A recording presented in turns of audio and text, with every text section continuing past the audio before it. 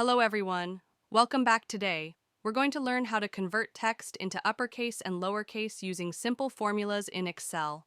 If you're working with names, titles, or any text data, these formulas will save you tons of time. Let's dive right in.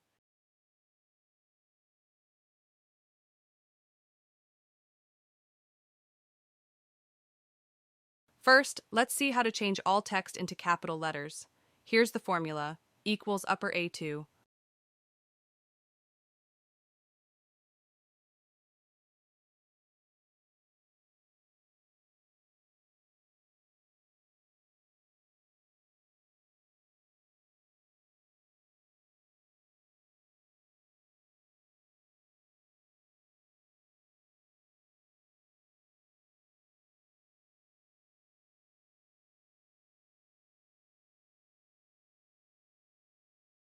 Now let's make all text lowercase.